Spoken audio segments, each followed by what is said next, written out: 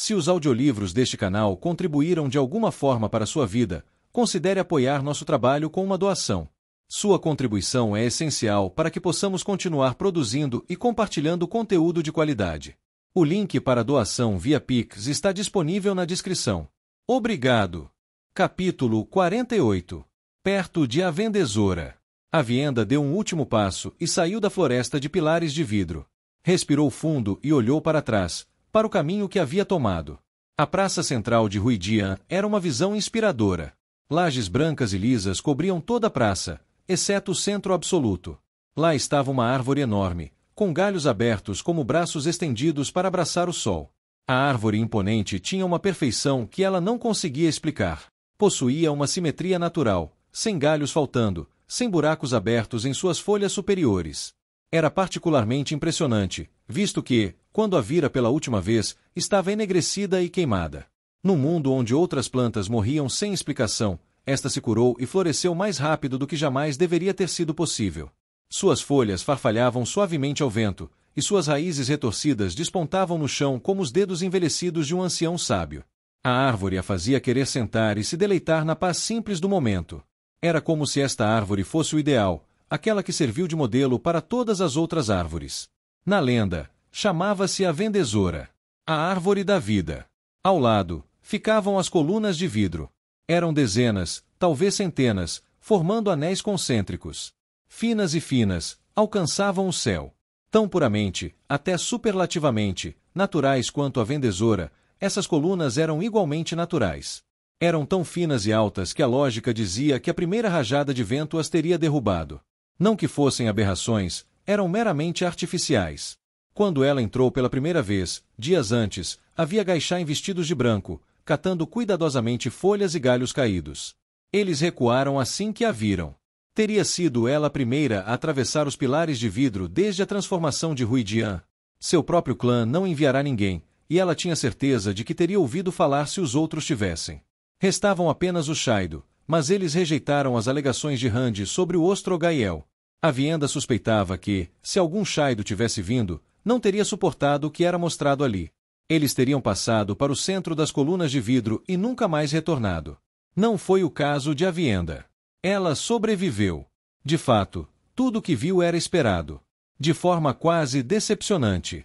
Ela suspirou, caminhando até o tronco de A Vendedora e olhando para cima através da teia de galhos. Antigamente, esta praça estivera repleta de outros terangreal. Foi ali que Rand descobriu pela primeira vez as chaves de acesso que usará para purificar Saidin. Aquela riqueza de terangreal se fora. Moiraine havia reivindicado muitas peças para a Torre Branca, e os Aiel que viviam ali deviam ter levado as outras. Restavam apenas a árvore, as colunas e os 3 anéis pelos quais as mulheres passavam em sua primeira viagem até ali, a viagem que as tornava aprendizes de sábias. Ela se lembrou de parte de sua viagem através daqueles anéis, que lhe mostraram sua vida, suas muitas vidas possíveis. Na verdade, apenas fragmentos permaneciam em sua memória. O conhecimento de que amara Rand, de que teria esposas irmãs. Incluída nesse conhecimento estava a impressão de que retornaria ali, para Ruidian. Ela sabia, embora apenas pisar naquele pátio novamente tivesse despertado algumas dessas memórias em sua mente. Ela sentou-se de pernas cruzadas entre 2 raízes da grande árvore. O vento suave era reconfortante, o ar seco e familiar, e o aroma empoeirado da terra tríplice a lembrava da infância. Sua viagem pelas colunas certamente fora imersiva. Ela esperava ver as origens dos Aiel, talvez testemunhar o dia em que eles, como povo, decidiram empunhar as lanças e lutar. Ela previra uma decisão nobre, onde a honra superaria o estilo de vida inferior ditado pelo caminho da folha. Ela ficará surpresa ao ver o quão banal, quase acidental, o verdadeiro evento fora. Nenhuma decisão grandiosa, apenas um homem que não estivera disposto a deixar sua família ser assassinada. Havia honra em querer defender os outros, mas ele não abordou sua decisão com honra. Ela encostou a cabeça no tronco da árvore. Os Aiel mereciam a punição na Terra Tríplice, e eles tinham que, como povo, respeitar as Aes Sedai. Ela vira tudo o que esperava. Mas muitas das coisas que esperava aprender estavam ausentes. Os Aiel continuariam a visitar aquele lugar por séculos, como eles fizeram por séculos. E cada um deles aprenderia algo que agora era de conhecimento geral. Isso a incomodou profundamente. Ela olhou para cima, observando os galhos balançarem ao vento, várias folhas caindo e flutuando em sua direção. Uma delas passou por seu rosto, roçando sua bochecha antes de pousar em seu chale. Atravessar as colunas de vidro não era mais um desafio. Originalmente, este terangreal havia sido um teste. Será que o líder em potencial conseguiria encarar e aceitar o segredo mais obscuro do Zaiel? Como donzela, a Vienda havia sido testada em corpo e força. Tornar-se uma sábia testava a pessoa emocional e mentalmente. Ruidian seria o ápice desse processo, o teste final de resistência mental. Mas esse teste já não existia mais. Cada vez mais, ela começava a acreditar que tradição pela tradição era tolice. Boas tradições, fortes tradições Aiel, ensinavam os caminhos do Jietó, métodos de sobrevivência. A Vienda suspirou, levantando-se. A floresta de colunas lembrava as estranhas linhas de água congelada que ela vira durante o inverno nos pântanos. Cincelos, Elaine o chamara. Cresciam do chão, apontando para o céu, coisas belas e poderosas. Era triste testemunhar seu declínio na irrelevância. Algo lhe ocorreu. Antes de deixar Caemin, ela e Elaine fizeram uma descoberta notável. A Vienda havia manifestado um talento no poder único, a capacidade de identificar terangreal. Conseguiria ela determinar, exatamente, a função dos pilares de vidro? Eles não poderiam ter sido criados especificamente para os Aiel, poderiam? A maioria das coisas de grande poder como aquela vinha de tempos muito antigos. Os pilares teriam sido criados durante a Era das Lendas, e em seguida, adaptados com o propósito de mostrar aos Aiel seu verdadeiro passado. Havia tanta coisa que eles não sabiam sobre terangreal. Será que as antigas Aes Sedai realmente os entendiam, assim como a Vienda entendia exatamente como um arco ou uma lança funcionavam? Ou será que elas próprias ficaram perplexas com as coisas que criavam? O poder único era tão maravilhoso, tão misterioso, que até mesmo trabalhar com tramas habilidosas muitas vezes fazia a Vienda se sentir como uma criança. Ela se aproximou do pilar de vidro mais próximo, tomando cuidado para não passar por dentro do anel. Se tocasse em uma das hastes, talvez seu talento a deixasse ler algo sobre elas. Era perigoso experimentar com terangreal, mas ela já havia passado pelo desafio e estava ilesa. Hesitante, estendeu a mão e pousou os dedos na superfície lisa e vítrea. Tinha cerca de 30 centímetros de espessura. Ela fechou os olhos, tentando decifrar a função do pilar. Ela sentiu a aura poderosa do pilar. Era muito mais potente do que qualquer um dos terangreal que ela havia manipulado com Elaine. De fato, os pilares pareciam vivos, de alguma forma. Era quase como se ela pudesse sentir uma consciência vinda deles. Isso lhe deu um arrepio. Ela estava tocando o pilar, ou ele estava tocando ela. Ela tentou ler terangreal como fizera antes, mas este era vasto. Incompreensível, como o próprio poder único. Ela respirou fundo, desorientada pelo peso do que sentia. Era como se tivesse caído de repente em um poço profundo e escuro. Ela abriu os olhos de repente, afastando a mão, a palma trêmula. Aquilo estava além de sua compreensão. Era um inseto tentando compreender o tamanho e a massa de uma montanha. Respirou fundo para se recompor e balançou a cabeça.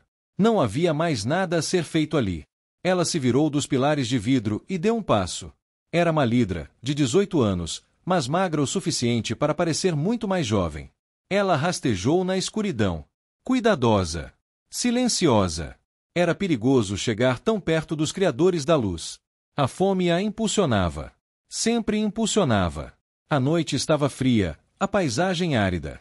Malidra ouvirá história sobre um lugar além das montanhas distantes, onde a terra era verde e a comida crescia por toda parte. Ela não acreditava nessas mentiras. As montanhas eram apenas linhas no céu, dentes irregulares. Quem conseguiria escalar algo tão alto? Talvez os fazedores da luz pudessem. Geralmente vinham daquela direção. O acampamento deles estava à sua frente, brilhando na escuridão. Aquele brilho era constante demais para ser fogo. Vinha das balas que carregavam consigo. Ela se aproximou, agachada, com o quenu e as mãos empoeiradas. Havia alguns homens e mulheres do povo com ela. Rostos encardidos, cabelos oleosos. Barbas desgrenhadas nos homens. Uma miscelânea de roupas. Calças esfarrapadas, peças que um dia poderiam ter sido camisas. Qualquer coisa para se proteger do sol durante o dia, porque o sol podia matar.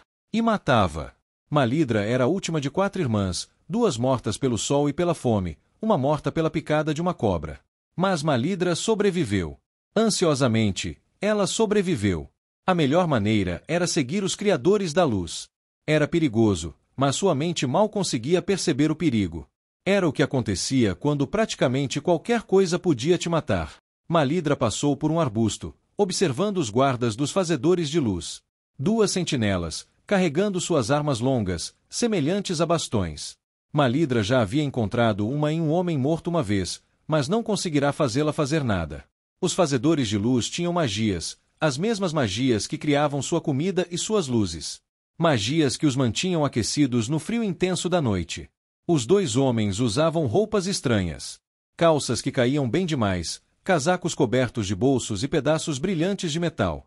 Ambos usavam chapéus, embora um deles os usasse nas costas, presos ao pescoço por uma fina tira de couro. Os homens conversavam. Não tinham barbas como os do povo. Seus cabelos eram mais escuros. Uma das outras pessoas chegou perto demais, e Malidra sibilou para ela.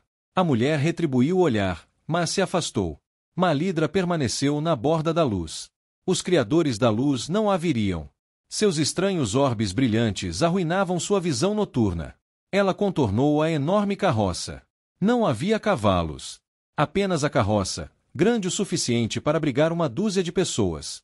Movia-se magicamente durante o dia, rolando sobre rodas quase tão largas quanto a altura de Malidra. Ela ouvirá, na comunicação abafada e entrecortada do povo, que, a leste, os fazedores da luz estavam construindo uma estrada enorme.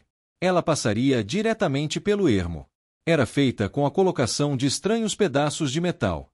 Eram grandes demais para serem levantados, embora Jorgen lhe tivesse mostrado um prego grande que encontrara. Ele usava para raspar carne dos ossos. Fazia um bom tempo que ela não comia direito, desde que conseguiram matar aquele mercador dormindo, 2 anos antes. Ela ainda se lembrava daquele banquete, de vasculhar os estoques dele, de comer até a barriga doer. Uma sensação tão estranha, maravilhosa e dolorosa. A maioria dos criadores da luz era cuidadosa demais para que ela os matasse enquanto dormiam. Ela não ousava encará-los quando estavam acordados. Eles podiam fazer alguém como ela desaparecer com o olhar. Nervosamente, seguida por alguns outros homens, ela contornou a carroça e se aproximou dela pela parte de trás. De fato, ali os fazedores de luz haviam jogado alguns restos da refeição anterior. Ela correu para frente e começou a vasculhar o lixo. Havia alguns pedaços de carne, tiras de gordura. Ela os agarrou avidamente, segurando-os perto antes que os outros pudessem ver, e os enfiou na boca. Sentiu a terra render contra os dentes, mas carne era comida. Ela vasculhou o lixo apressadamente. Uma luz forte brilhou sobre ela. Ela congelou, com a mão a meio caminho da boca. Os outros 2 folk gritaram, afastando-se. Ela tentou fazer o mesmo, mas tropeçou. Ouviu-se um chiado, uma das armas dos criadores de luz, e algo estalou contra suas costas. Parecia que ela havia sido atingida por uma pequena pedra. Ela desabou, a dor repentina e aguda. A luz se apagou um pouco. Ela piscou, os olhos se ajustando, mesmo sentindo a vida se esvaindo e contornando suas mãos. Eu te avisei, disse uma voz. 2 sombras se moveram diante da luz. Ela precisava correr. Tentou se levantar, mas só conseguiu se debater fracamente. Sangue e cinzas, Flare, disse uma segunda voz. Uma silhueta ajoelhou-se ao lado dela. Coitadinha! Quase uma criança. Ela não estava fazendo mal nenhum. Flare bufou. Sem mal algum. Já vi essas criaturas tentarem cortar a garganta de um homem adormecido. Tudo pelo lixo dele. Pragas malditas. A outra sombra olhou para ela, e ela avistou um rosto sombrio. Olhos brilhantes. Como estrelas. O homem suspirou, levantando-se. Da próxima vez, enterraremos o lixo. Ele recuou em direção à luz. O segundo homem, Flare, ficou parado observando-a. Aquilo era sangue dela? Por todas as suas mãos, quente, como água que ficou exposta ao sol por muito tempo. A morte não a surpreendeu. De certa forma, ela esperava quase todos os seus 18 anos. Maldito Aiel, disse Flare enquanto sua visão se esvaía. O pé de Avienda atingiu a laje da praça de Ruidian, e ela piscou, chocada. O sol havia mudado no céu. Horas haviam se passado. O que tinha acontecido? A visão tinha sido tão real, como suas visões dos primórdios de seu povo. Mas ela não conseguia entender. Teria ela voltado ainda mais para trás na história? Aquilo parecia a Era das Lendas. As máquinas, roupas e armas estranhas. Mas aquilo tinha sido o deserto. Ela se lembrava claramente de ser Malidra. Lembrava-se de anos de fome, de busca por comida, de ódio e medo dos criadores da luz. Lembrava-se da sua morte, do terror, presa e sangrando, do sangue quente em suas mãos. Ela levou a mão à cabeça, enjoada e perturbada. Não pela morte. Todos acordaram do sonho e, embora ela não acolhesse bem, não o temeria. Não, o pior naquela visão era a completa falta de honra que ela vira. Matar homens à noite para comer? Procurando carne meio mastigada na terra? Vestindo restos? Ela era mais um animal do que uma pessoa. Melhor morrer. Certamente os Aiel não poderiam ter surgido de raízes como aquelas, há muito tempo. Os Aiel na Era das Lendas eram servos pacíficos e respeitados. Como poderiam ter começado como catadores?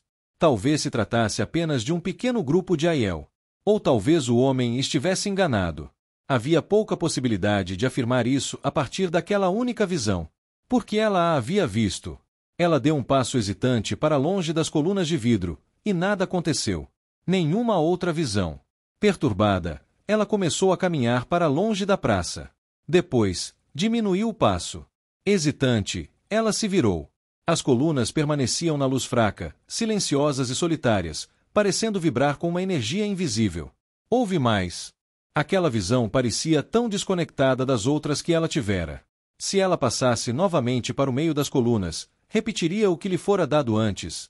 Ou, será que ela, talvez, mudará algo com seu talento?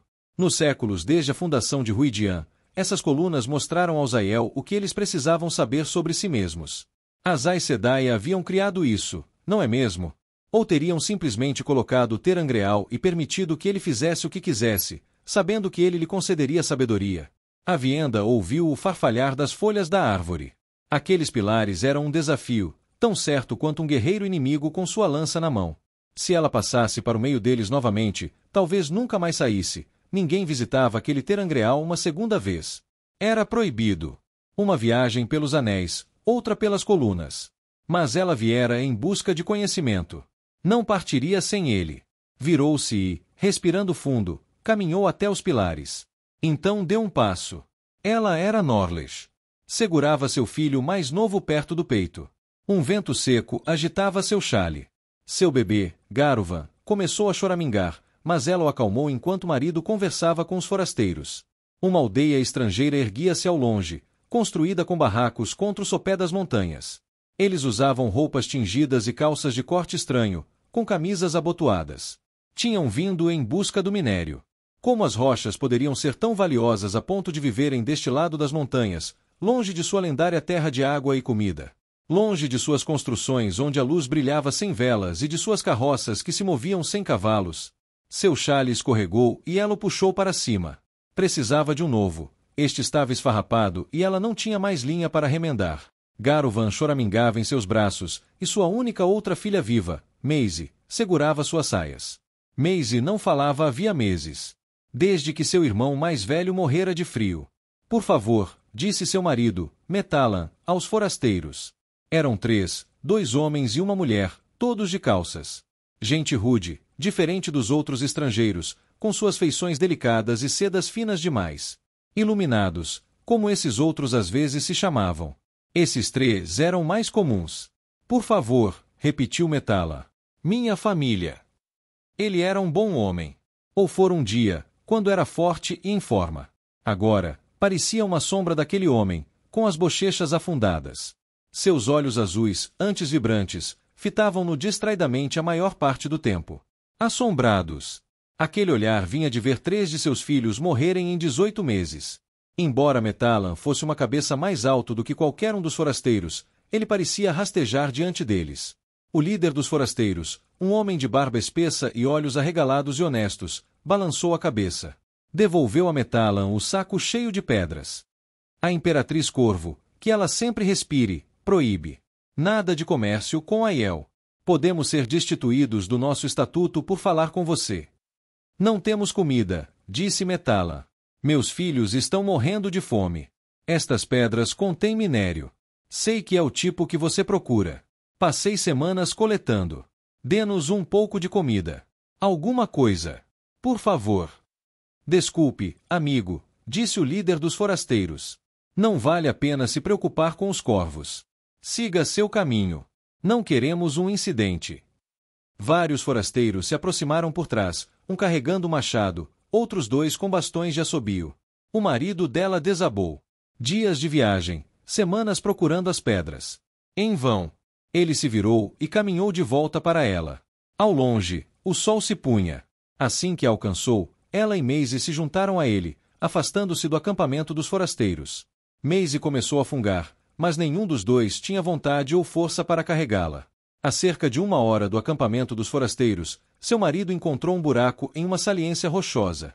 Eles se acomodaram, sem fazer fogueira. Não havia nada para queimar. Norlesh queria chorar. Mas sentir qualquer coisa parecia difícil. Estou com tanta fome, sussurrou ela. Vou pegar alguma coisa amanhã de manhã, disse seu marido, olhando para as estrelas. Não pegamos nada há dias, disse ela. Ele não respondeu. O que vamos fazer? Ela sussurrou. Não conseguimos manter um lar para o nosso povo desde os tempos da minha avó Tava. Se nos reunirmos, eles nos atacam. Se vagarmos pelo deserto, morreremos. Eles não vão negociar conosco. Não vão nos deixar atravessar as montanhas. O que vamos fazer? A resposta dele foi deitar-se, virando-se para o outro lado. As lágrimas dela vieram então, silenciosas, fracas. Rolaram pelo seu rosto enquanto ela desabotoava a blusa para amamentar Garuva, embora não conseguisse sugá-lo. Ele não se moveu. Não se agarrou. Ela ergueu o pequeno corpo dele e percebeu que ele não respirava mais. Em algum lugar ao longo do caminho até o vale, ele havia morrido sem que ela percebesse. A parte mais assustadora era o quanto era difícil para ela sentir qualquer tristeza pela morte. O pé de Avienda pisou nas lajes. Ao seu redor, a floresta de colunas de vidro brilhava com cores prismáticas. Era como estar no meio de um show de fogos de artifício. O sol estava alto no céu, e a cobertura de nuvens havia desaparecido completamente. Ela queria deixar a praça para sempre. Ela estava preparada para saber que os Aiel já haviam seguido o caminho da folha. Essa informação não era muito perturbadora. Eles logo cumpririam sua missão. Mas esses miseráveis dispersos e destruídos, pessoas que não se defendiam, que imploravam, que não sabiam como sobreviver da terra. Saber que aqueles eram seus ancestrais era uma vergonha que ela quase não conseguia suportar. Ainda bem que Rand al'Thor não havia revelado esse passado aos Aiel. Será que ela conseguiria fugir? Sair correndo da praça e não ver mais nada? Se a situação piorasse, a vergonha a dominaria. Infelizmente, ela sabia que só havia uma saída, agora que havia começado. Rangendo os dentes, ela deu um passo à frente. Ela era Tava, de 14 anos, gritando na noite enquanto fugia de sua casa em chamas. O vale inteiro, na verdade, um cânion, com encostas íngremes, estava em chamas. Todas as construções da fortaleza incipiente haviam sido incendiadas. Criaturas de pesadelo, com pescoços sinuosos e asas largas, batiam as asas na noite acima, carregando cavaleiros com arcos, lanças e novas armas estranhas que emitiam um som sibilante ao disparar. Tava gritou, procurando por sua família, mas o forte era um caos e confusão. Alguns poucos guerreiros Aiel resistiram, mas qualquer um que erguesse uma lança caía momentos depois, morto por uma flecha ou por um dos disparos invisíveis das novas armas. Um homem Aiel caiu diante dela, com o cadáver rolando no chão. Tadvishin era seu nome, um cão de pedra. Era uma das poucas sociedades que ainda mantinham uma identidade. A maioria dos guerreiros não se apegava mais a uma sociedade, eles tornavam irmãos e irmãs aqueles com quem acampavam. Com muita frequência, esses acampamentos estavam espalhados de qualquer maneira. Este forte deveria ser diferente, secreto, nas profundezas do deserto. Como seus inimigos os encontraram? Uma criança de apenas 2 anos chorava. Ela correu até ele, resgatando-o de onde ele jazia, perto das chamas. Suas casas queimaram. A madeira havia sido recuperada com dificuldade das montanhas na extremidade leste do deserto. Ela abraçou a criança e correu em direção aos recessos mais profundos do cânion. Onde estava seu pai? Com um súbito som de assobio, uma das criaturas de pesadelo pousou diante dela, e a rajada de vento fez sua saia esvoaçar. Um guerreiro temível sentou-se nas costas da criatura, com capacete como de um inseto e as mandíbulas afiadas e irregulares. Ele baixou seu cajado sibilante em sua direção. Ela gritou de terror, aconchegando-se ao redor da criança que chorava e fechando os olhos. O som sibilante nunca veio. Com um grunhido e um grito repentino da besta serpentina, ela olhou para cima e viu uma figura lutando com um forasteiro. A luz da fogueira revelou o rosto de seu pai, barbeado como ditavam as antigas tradições. A besta sob os dois homens cambaleou, jogando ambos no chão. Poucos momentos depois, seu pai se levantou, segurando a espada do invasor nas mãos, sua extensão manchada de preto. O invasor não se moveu, e atrás deles a fera saltou no ar, uivando. Tava olhou para cima e viu que ela estava seguindo o resto da matilha. Os invasores estavam se retirando, deixando um povo destruído com casas em chamas. Ela olhou para baixo novamente. A cena a horrorizou. Tantos corpos, dezenas, jaziam sangrando no chão. O invasor que seu pai havia matado parecia ser o único inimigo que havia caído. Reúnam areia, rugiu seu pai, Rovanha. Apaguem as chamas. Alto, mesmo para um Aiel, com cabelos ruivos marcantes, ele usava as roupas antigas, marrons e bege, com botas amarradas até os joelhos. Essas roupas identificavam alguém como Aiel, portanto, muitos as haviam abandonado. Ser conhecido como Aiel significava morte. Seu pai herdara as roupas do avô, juntamente com uma ordem, seguir os costumes antigos. Lembrar-se do Gietó. Lutar e manter a honra. Embora estivesse no forte havia apenas alguns dias, os outros ouviram quando ele gritou para apagarem o fogo. Tava devolveu a criança à mãe agradecida e ajudou a recolher areia e terra. Poucas horas depois, um povo cansado e ensanguentado se reuniu no centro do cânion, contemplando com olhos turvos o que haviam construído durante meses. Tudo havia sido destruído em uma única noite. Seu pai ainda carregava a espada. Ele a usava para guiar o povo. Alguns dos mais velhos diziam que uma espada trazia azar, mas por que diriam isso? Era apenas uma arma. Precisamos reconstruir, disse seu pai, observando os destroços. Reconstruir, disse um homem coberto de fuligem. O celeiro foi o primeiro a queimar. Não há comida. Nós sobreviveremos, disse seu pai. Podemos avançar mais para o interior do deserto. Não há mais para onde ir, disse outro homem. O Império Corvo enviou uma mensagem aos distantes, e eles nos caçam na fronteira leste. Eles nos encontram sempre que nos reunimos, gritou outro. É um castigo, disse seu pai. Mas temos que suportar. As pessoas olharam para ele. Então, em pares ou pequenos grupos, começaram a se afastar. Espere, disse seu pai, levantando a mão. Precisamos ficar juntos, continuar lutando. O clã. Não somos um clã, disse um homem pálido. Eu consigo sobreviver melhor sozinho. Chega de brigas. Eles nos vencem quando brigamos. Seu pai abaixou a espada, a ponta atingindo o chão. Tava se aproximou dele, preocupada enquanto observava os outros caminharem noite adentro. O ar ainda estava denso de fumaça. Os Aiel que partiam eram sombras, desaparecendo na escuridão, como redemoinhos de poeira levados pelo vento. Não pararam para enterrar seus mortos. Seu pai abaixou a cabeça e deixou a espada cair no chão coberto de cinzas. Havia lágrimas nos olhos de Avienda. Não havia vergonha em chorar por aquela tragédia. Ela temia a verdade e não podia mais negá-la. Aqueles eram os invasores Seanchan, montados em Hakens. O Império Corvo, os criadores da luz de sua primeira visão, eram os Seanchan, e eles não existiam até meados da Era Atual, quando os exércitos de Arthur Asas de Falcão cruzaram os oceanos. Ela não estava enxergando o passado profundo do seu povo. Ela estava enxergando o futuro deles.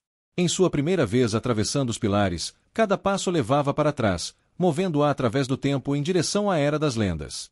Parecia que, desta vez, as visões haviam começado em um ponto distante no futuro e estavam voltando para o seu dia, cada visão recuando uma ou duas gerações. Com lágrimas escorrendo pelo rosto, ela deu o próximo passo.